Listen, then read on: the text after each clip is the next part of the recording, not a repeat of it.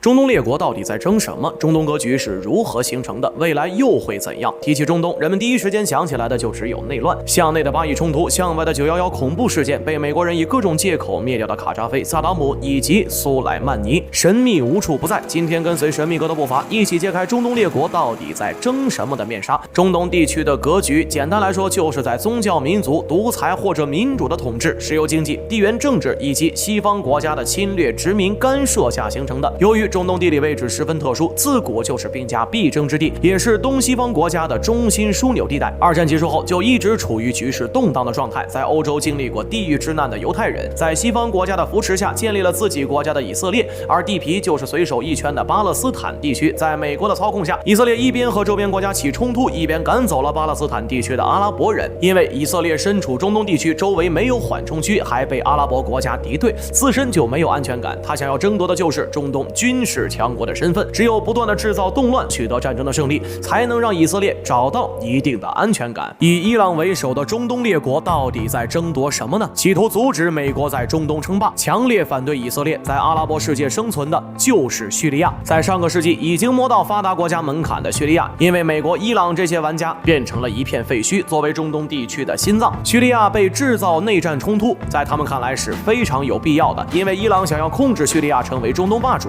而美国却是为了靠打压叙利亚来对付伊朗。那么早已满目疮痍，依旧被各方势力控制着的叙利亚能争夺什么呢？和平下的经济发展。伊朗在成为中东反美斗士之前，可是和美国穿一条裤子的好兄弟。只可惜王室的一系列操作让民众心生恨意，一个从民众手上捞钱又恨透了美国的政治家霍梅尼站了出来，推翻了王室，伊朗变成了一个政教合一的伊斯兰共和国。霍梅尼去世后，真正的操盘手苏莱曼尼出现了，他的宗旨就是花最少的钱办最狠的事儿，借助他国力量对付美军，结果就是被报复了。伊朗算是想明白一件事，要想对付美国，还得非法研究核武器。非要问伊朗想要的是什么，那必然是昔日波斯帝国在中东的霸主地位。如果说中东地区是美国支持下巴勒斯坦哈马斯、阿富汗塔利班、也门胡塞、伊拉克萨德尔、黎巴嫩五大武装，以及伊朗、土耳其、以色列、叙利亚4个国家之间的斗争，那顺利从殖民地获得独立的埃及只求在中东地区的自保，管你是独裁还是民主，有钱花有好日子过就行了。剩下的几个海湾国家沙特、科威特、卡塔尔就是隔岸观火的一把好手了，只要石油产量够多，给美国交的保护费够多，就不会沦落到被炮轰的地步。既然做不到伊朗那样反美，也做不到土耳其那样左右逢源，那些不想遭受战乱的国家能够做的事情就是投靠西方国家的怀抱里，帮助老美除掉利比亚的卡扎菲。再往深处说一嘴，这些不敢和老美撕破脸的都是石油皇帝君主国，而通过军人政变推翻了君主制的伊拉克就是最好的例子。美国不敢直接对伊朗宣战，于是2度入侵了伊拉克，干掉了萨达姆，将两伊国家洗劫一空了。未来的中东地区会变成什么样子，没有一个确切的答案，但一定是和平与混乱共存的状态。